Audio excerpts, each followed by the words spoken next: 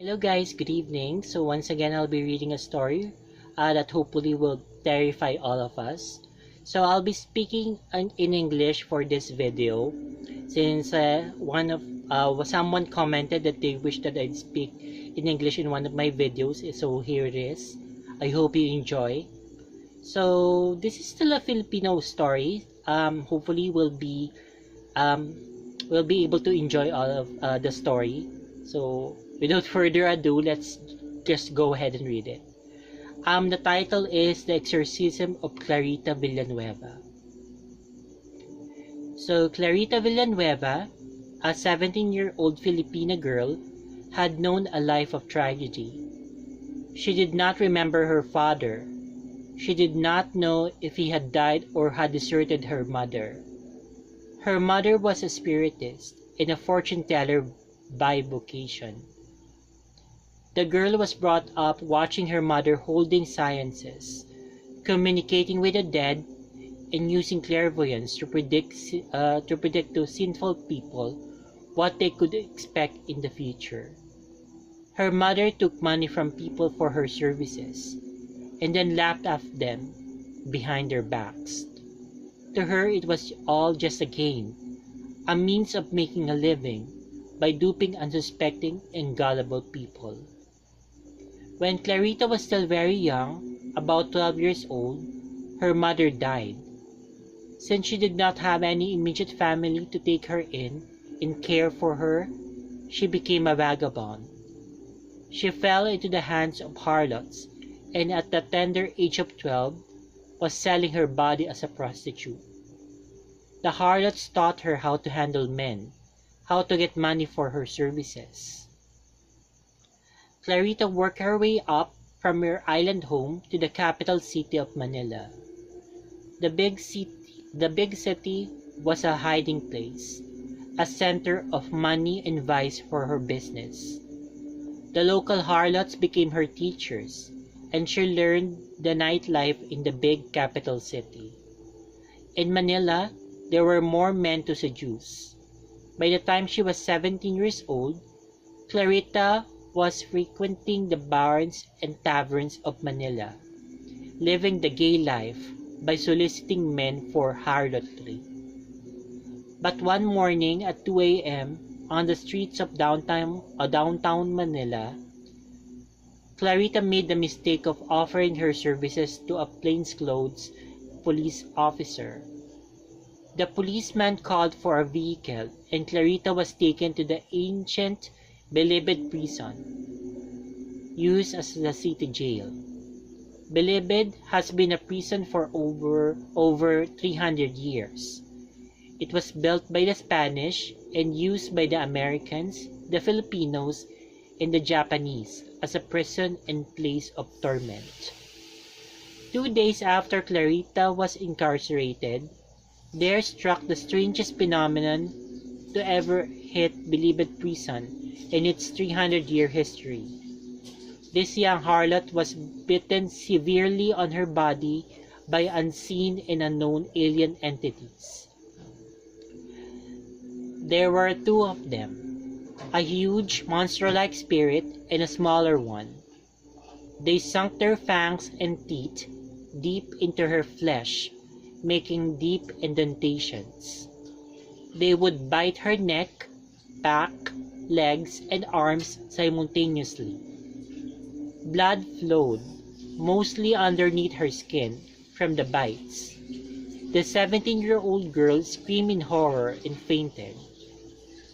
The guards and medics heard the commotion and came running to the women's division of the prison. The other female inmates pointed to the writhing, tormented girl on a cot. The girl was taken to the prison hospital for observation and treatment, where all the doctors declared that they had never seen anything like it. These strange demonic bitings began to occur daily, baffling all who saw it. Dr. Lara, the prison physician, appealed for help through the media and permitted many to view the strange phenomenon. Filipino, Chinese, and American doctors, university professors, and other professionals were called in to analyze the situation. The news media soon caught wind of the occurrence and sent reporters out to investigate. The newspapers, radio stations, and magazines found it their kind of story and began to publicize it. Even the cartoonists were soon drawing pictures of the entities from Clarita's descriptions, as the bitings continued day by day. The UPI and other world news services began to report the phenomenon worldwide. In my travels throughout the world, I have not been in any country in which the newspapers did not give this story front-page coverage. Switzerland, France, Germany, England, Canada, the United States. Everywhere, this strange phenomenon was front-page news at the time.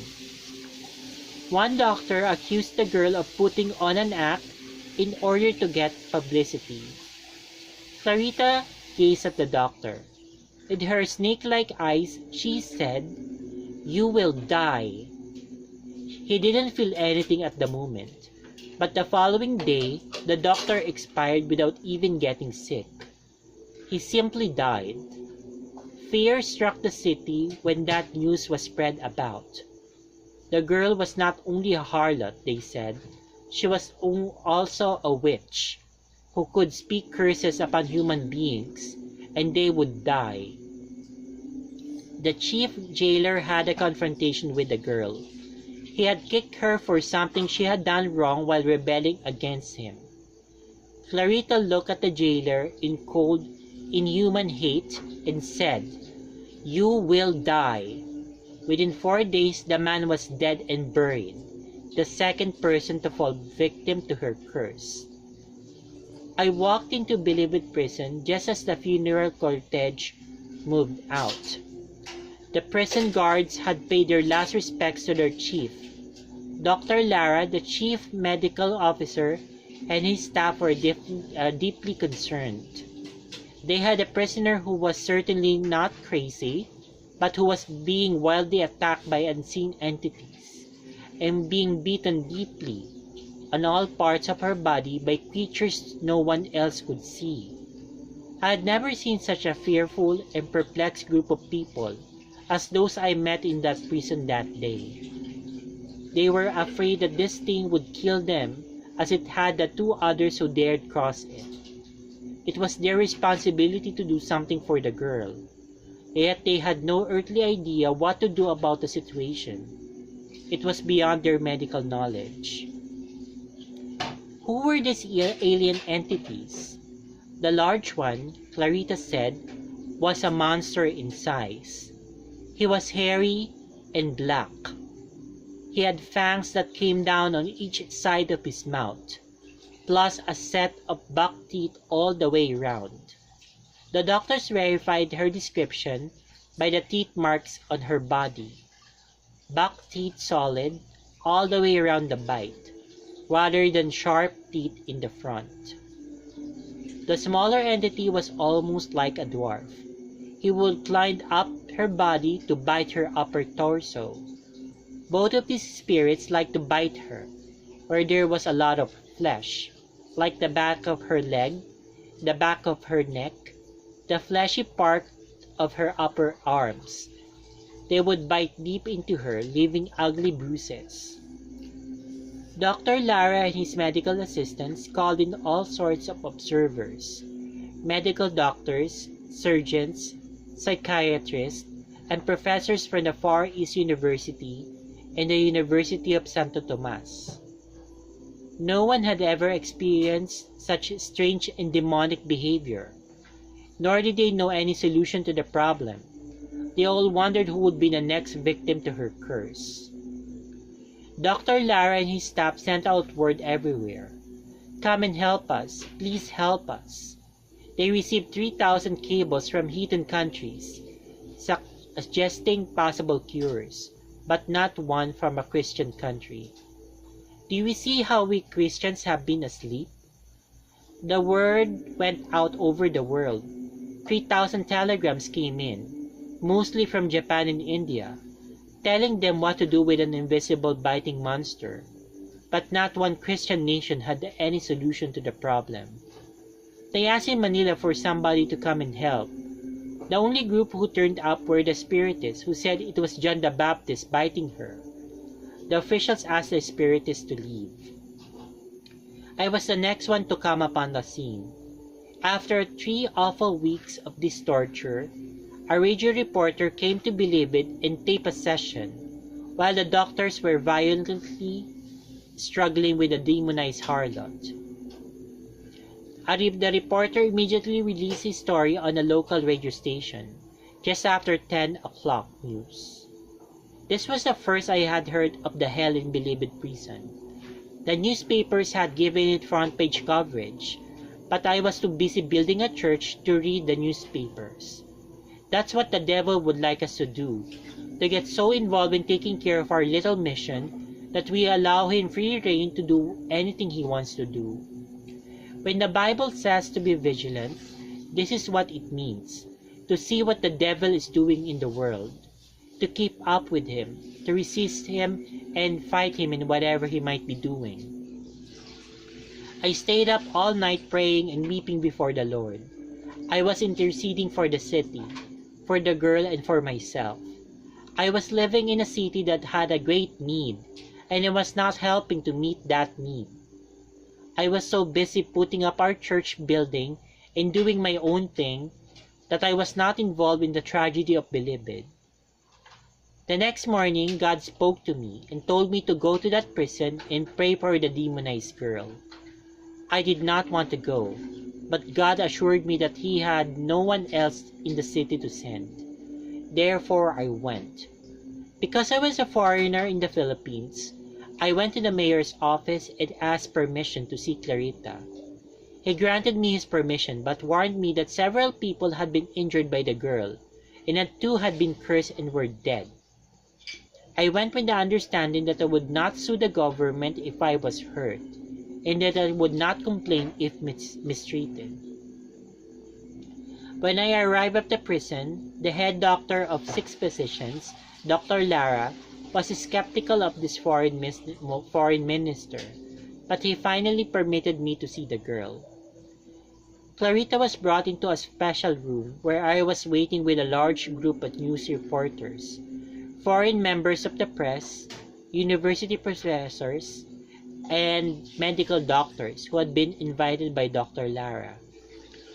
As Clarita was being led into the room, she looked at them and said nothing. But when she saw me, she screamed violently, "I hate you." Instantly I inserted, "I know you hate me. I have come to cast you out." That was the beginning of the confrontation. There was a raging battle with the girl, blaspheming God the Father, God the Son, God the Holy Spirit. Her eyes were burning coals of fire and full of hate. I commanded the evil spirit to loose her. After a 3-day confrontation with the devil in her, the miracle of God came upon her. She relaxed, smiled, and said, "He's gone." "Where did he go?" I asked. "He went that way," he replied. "He's gone." The local newspapers, magazines, and radio told the story. One headline read, "He dies, the devil is dead." Another one said, "Devil loses round 1." Dr. Lara became so excited he took me over to the office of the mayor. When he walked into the office, he said, "My God, Mayor, the devil is dead." I said, "Mr. Mayor, Dr. Lara may be a good doctor, but he's a poor theologian. The devil is not dead. The girl I came and talked to you about yesterday is healed."